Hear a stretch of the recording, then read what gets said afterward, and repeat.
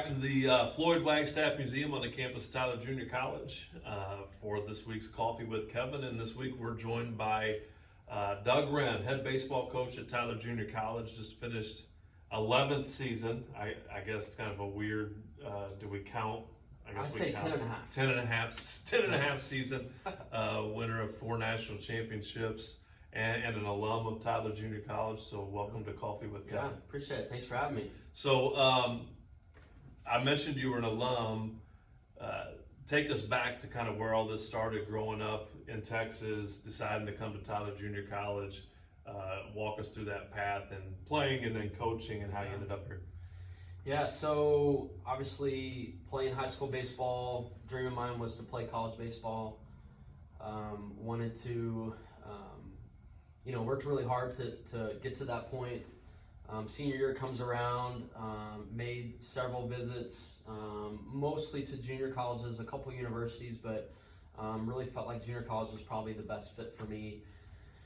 And Tyler was actually, that summer was my last stop. And we played in the tournament here at Mike Carter.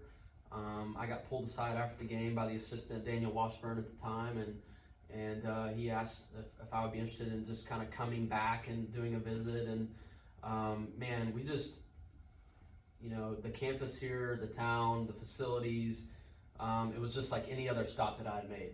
I had been on other campuses, I've made these visits, and I'm from Arlington, Texas originally, and so we have what's called Tarrant County Community College. And so it's very regional, it's the Northeast campus and the Southeast campus and whatnot. And so it's just a couple buildings, you drive up, you take a class, you get your car, you get back home. It's very transactional, and not much of a college experience. And so being on campus here, this felt like a university. It felt like this was a true college. I felt like I was going to get a true college experience here, and it certainly was true. It blew me away. It was hand over fist, just the best option for me at the time. And so played for John Groth for a couple of years. Was in the transition between us going Division I was my freshman year, Division III was sophomore year. I was one of only 3 guys that stayed in that transition, just because I loved the area and the town so much, and just felt like it was a good fit for me to come back and spend another year. And finished up my playing career and got into college coaching right away. And I was very fortunate, got a position at Weatherford College. And so I did that for a year, and then I ran into John at a recruiting event, and he told me he was looking for an assistant, that he would help pay for my graduate degree over UT Tyler, that he could put me up in some housing to kind of help with some things. And I was single at the time, and I enjoyed East Texas so much. And John was John just did things the right way. He was just a man of character, and I felt like it would be good for me to come back, to learn under him, to kind of see what that kind of the coaching realm would be, and obviously to get my master's too. And so was here for 2 years as assistant with Hart Herring as well, a good friend of mine, and so worked for John. It was a pleasure. And then John called me after my second year. I only had a few classes left, and John calls me one day out of the blue. And he said, "Can we meet?" This is in the summer, and I was actually at a buddy's ranch, about 45 minutes outside of town. It was right after the season ended. It was kind of my getaway, little 45-minute retreat. I was there for the weekend, and he calls me and said, "Hey, can we meet at the field tomorrow at 9 a.m.?" And so I get there, and I'm looking around for him, and I see him way up in the bleachers. And so I didn't know what to think. I thought maybe I was in trouble or something. I kind of had this gut feeling of just like, what did I do? And so he calls me up there and says, I'm deciding to step down, and I'm recommending to Tim Drain that you take my place. And all of a sudden, my heart drops, my gut sinks, and so that summer, I had a great conversation with Tim. We walked around campus, we talked about it, and fortunately for Tim, he was, I guess I just talked him into it or something. I don't know, but he named me the interim. And that summer, I was I was the head coach of a team for the Athletes in Action Okay. organization that was going to Nicaragua that summer. Oh my gosh. So I still went because I told them I would do it. Sure. And so I still went, and I was doing all these things. I was trying to recruit. I was trying to build a schedule. I was trying to get even employed by the college Right. at that point. And then they were wanting me to finish my grad degree that summer. So I was taking 9 hours of graduate classes, going overseas, doing all these things. It was the craziest summer of my life, but it was such a sweet time, and you know, Hart was a rock during that time, just staying on staff Sure. and helping me with that transition, and I certainly have a lot of, you know, he's got a lot of you know, when it comes to building this program, he was a key Sure. part in that, and so just coming on staff, that was the summer of 2009. And my first spring was 2010. Right. We won 47 ball games, set a school record, lost the national championship game in extra innings. I mean, it was that 12-month period was just a complete dream and a roller coaster all at the same time. But and it's been an honor to be here the last, you know, now going on my 14th year here overall, Right, counting right. my assistant years. So talk about that. You and I have had this conversation about, like, you spent a lot of time putting a plan together where you wanted this program to be, and then probably culminated, you know, with a 4-year run of 4 straight national championships. And I don't know if I've ever asked you this, and I guess I'm just curious about, for you personally during that 4-year stretch, I guess the pressures, the anxieties. I mean, to win 1 is great. Yeah. To win 2 is really cool. Then Right. people kind of start to expect it, and then Right. it's like, and that you win 4 in a row, and then playing the national championship again Right. the 5th year. Right. Like, what kind of pressures did you put on yourself? Yeah. What kind of pressures did you feel from the community, from our Yeah. institution? Yeah. What was that like, living that 4-year period of just unparalleled success? Yeah, well, first, when I took the program over, I wanted to be very careful because John had done such a great job Mhm. of building this program from '92, getting it to the spot it was, going down to Division III, and then building it back up to have some success because he won our national championship Right, in 2007. absolutely.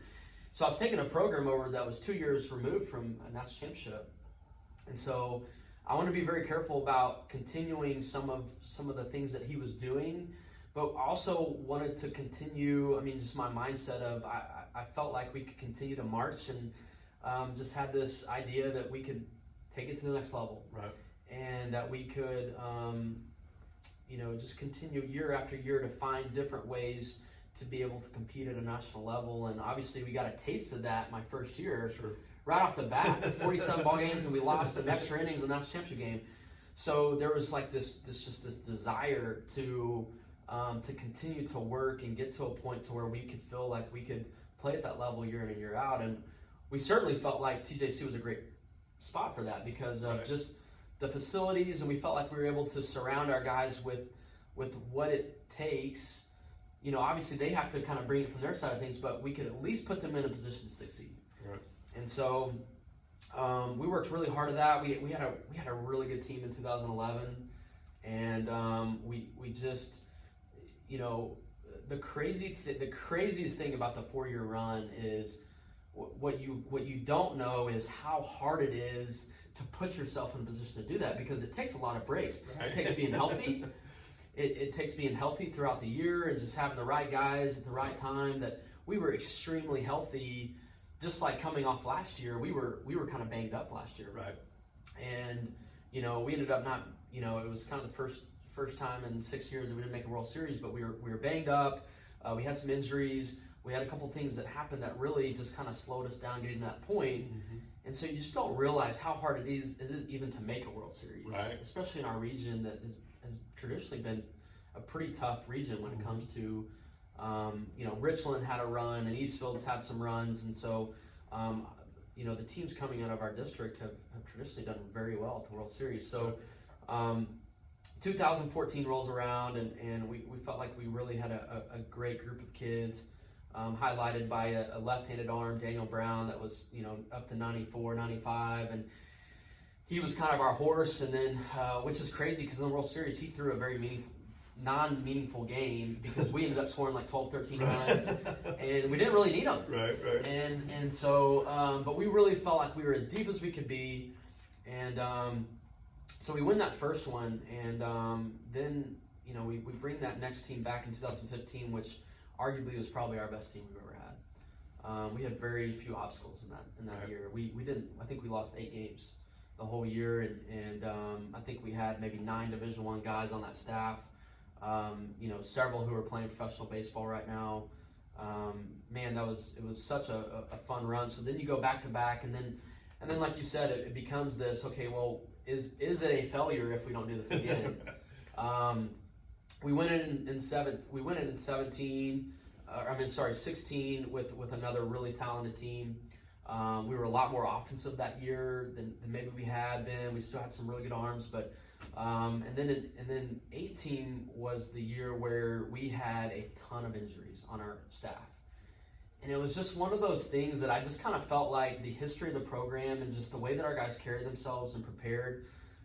We had 10 arm injuries in the matter of 12 months.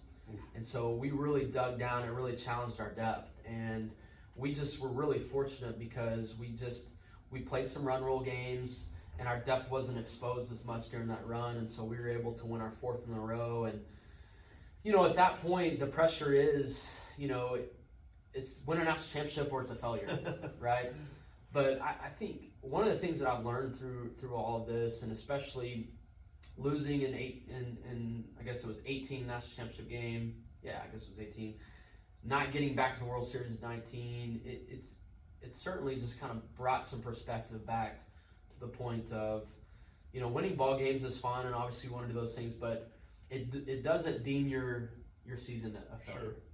And we've had a lot of really good kids come through and move on and develop, and so it just puts those things in perspective. And I'll be honest, there was a couple years there, probably 16 and 17 towards the end of our run, where it honestly deep down was not as fun for me. Right. Because there was probably more pressure to uphold these standards than there was just enjoying the ride. Mm-hmm. And 14, 15, we're having fun. This is uncharted territory for us. Right. But then the backside of that, it came with a lot of just pressure. Sure. to repeat, and that if you didn't, then maybe you weren't seen as successful in other people's eyes. Right. So we've certainly the last couple of years, obviously our goal is to win a national championship, but we've certainly tried to make more a priority of not being as transactional when it comes to Sure. the process, is more of transformational in that regard. Right. So that when you don't win that last ball game of the year, that in your mind you're walking away and you still feel good about it. Right, absolutely. Well, let me dive into another one that probably gives you perspective. And you see coaches, and we talk a lot about family on our department, but your family is so present around your program. I think I got this advice early on when I was still coaching and became a father and wasn't exactly sure how to manage both those things. And some of the best advice I got from an AD that I worked for was that your players need to see you be a good dad. Yeah. Especially when you're coaching young men. And so tell me how, you have 3 young kids, one that just joined us during the spring, 2 months old. What that has meant to you for them to be integrated in your program. People talk about work-life balance. I think you got to find some integration if you're going to work in athletics. Yep. But also, I think what's interesting, talk a little bit about how that might have changed your perspective on coaching, or how you coach now that you're a father and you have to communicate with 3 kids, 3 and under, and stuff like that. How is that factored into what you're doing now? Yeah, I mean, it's certainly changed a lot. Sure. The whole transition, just with having kids, we certainly want them to be around the ballpark. We want them to be around our players. We started bringing players in and having them into our home, feeding them a meal, because I want them to be around me and see how I parent, and I want them to see me in a different, off the baseball field. Sure. Because I think it's important for them to see that, and it's certainly changed my perspective on how to handle certain scenarios, and just the meaning behind, you don't really, before I had kids, I felt like I felt like my players were my kids, but you don't really understand that until you have kids. Right. And then you Right. know, and so it's kind of given me a different perspective on how to treat my guys. Right. And I'll be really honest, the last 3 years has been a challenge for me to try, and because up until that point I had no kids, so Right. coaching baseball, it wouldn't be uncommon for me to be in my office at 9 o'clock at night Right. doing stuff, Right. especially when I was single. Sure. You know, it was I eat, sleep, you know, baseball and Right. coaching, and I was so much more involved at that point. But then the challenge has been, how do I balance a wife? How do I balance 3 kids? And then how do I still pour myself into, you know, 40 guys every year and my coaching staff? And I'll be honest, I'm still learning. Sure. I'm still learning how to do that, but I feel like each year I just try to take a little part of who I am as a dad and just try to implement it into Right. my program. And the things that I want my kids to learn and understand is I want my baseball kids to understand those as well. And so, but we certainly want our kids to be around our program Sure. and our players, and vice versa. We want Right. them to be around them on the ball field. It's been really sweet to see a lot of our guys just take initiative, and you know, there's certainly guys that are like non-baby, Right. like non-kid, Right. and then we have guys that'll just run up, grab them, pick them up, and it's so important. Right. And so I certainly have my wife is the all-star. Sure. It's one of the things that I love most about her is she is a great baseball mom. Right. And she handles 3 kids during a game. They're all running around. They're not really to the age where they're really paying attention a whole lot. And so, but we just think it's important for them to be out there and be around and be on the field, maybe before or after a game, just to experience that. And I think that culture, you know, that blending in that culture is so important. So I'm still in that learning phase. Sure. But it's certainly been a different animal for me to tackle these last 3 years. Right. Because how do we still put in the time and the effort into my program, but also be present at home? And I want to spend time with them. And so we're learning daily. Yeah. Well, I think we probably all are if you work Yeah. in this business and you're raising kids. But we'll change gear. One last question as we wrap this up. It has nothing to do with Tyler, but in particular, but as we're on the back end of this COVID-19 thing, hopefully on the back end of this COVID-19 thing, I should say, at the start of summer, are we going to watch Major League Baseball again? Is this going to work? Are we going to get to some point where we're playing again? I think if you were to ask me a month ago, I would have said absolutely we're going to play. It's a little scary right now because we're just. I still think I'm still pretty optimistic that there will be a season.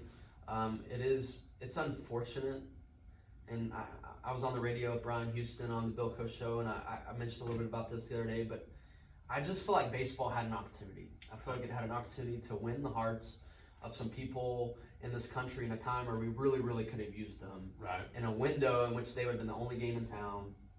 And I really felt like baseball could have stepped in, filled the gap, and been kind of America's pastime again. Right. And kind of won some people over, and it's frustrating because it doesn't seem to be. It'd be one thing if it was COVID, you know, related talks that we're just trying to figure out how to do this, Right. but that's not really that's not what we're butting heads over. It's a money thing, Yep. and it's and I certainly understand it's a business, but at the end of the day, they're in the entertainment business, Right.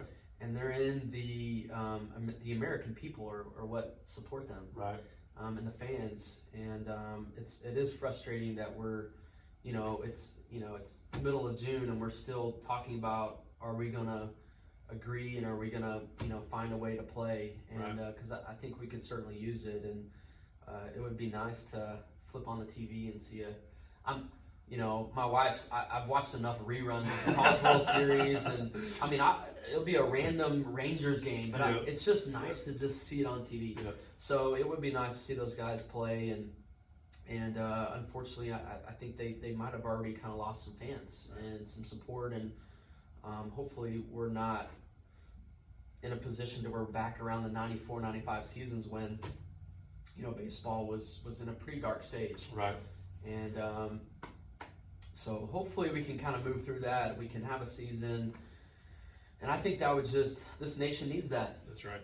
And it needs something to support and hold on to, and hopefully baseball can fill that gap. Yeah. It's funny, as we're sitting here, we've been around College World Series time, and I don't watch a ton of TV, but I'm flipping through the channels. I'm replaying a College World Series game last night. For the first time through this, I'm like, man, I just wish I was parked in front of the TV watching the College World Series.